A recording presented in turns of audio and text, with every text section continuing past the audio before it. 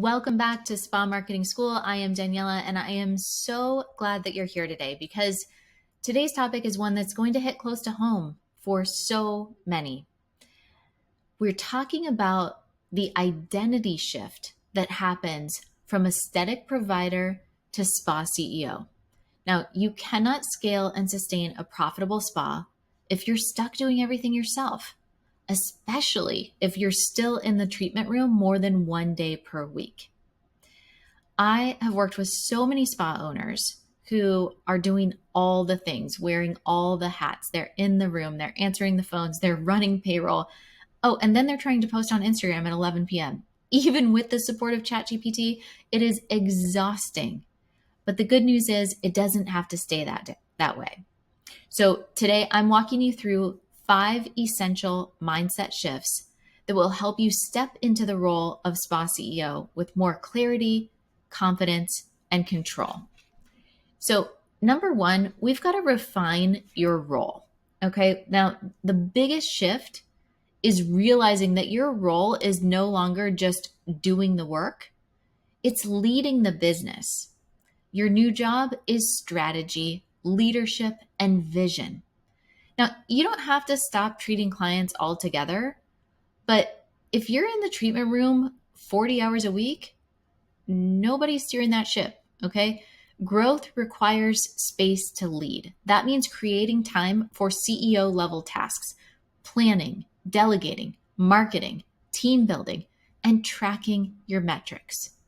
Now, getting out of the room doesn't have to be this immediate thing, but if you want to fully step into the role of spa CEO, I do not recommend working in the treatment room more than 1 day a week. And I know that some of you may not like that, but after working with more than 1,700 spas, that's the truth. Number 2 is knowing your numbers. Now, profit is not the same as revenue, okay? I will take profit over revenue all day, every day. Here's some metrics that you need to know.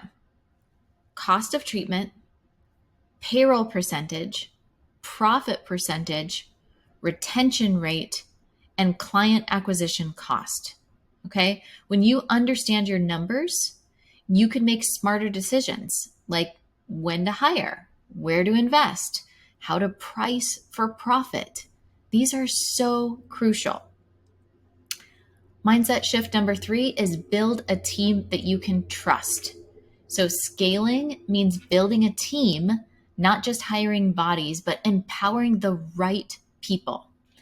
I love to hire the smile and train the skill. So we want to make sure that every team member knows their role and how they contribute to the bigger vision. Give them ownership. Yes, delegation can feel scary. It is scary because you probably are identifying as a control freak. I get it, okay? But doing everything yourself is riskier in the long run. You want to delegate to elevate, my dears.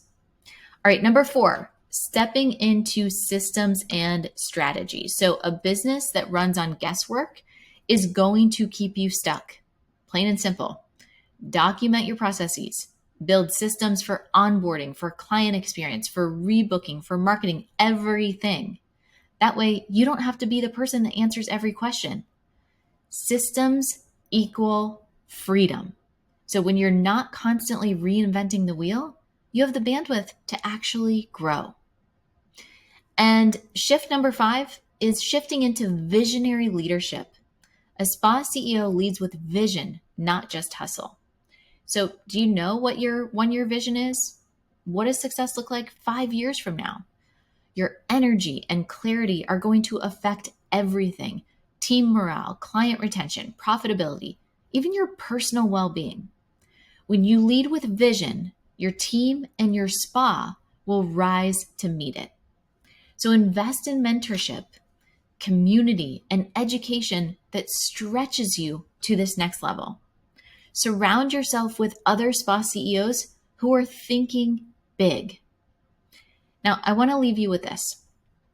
Stepping into your role as CEO does not happen overnight, But every small decision, every system you implement, every task you delegate, every number you track is a step towards building a business that works for you, not just because of you.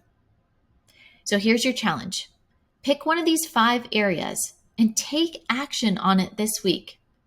DM me with your biggest takeaway. I would love to hear where you are committing to grow. All right, that's it for today. I will see you next week with more spa marketing magic.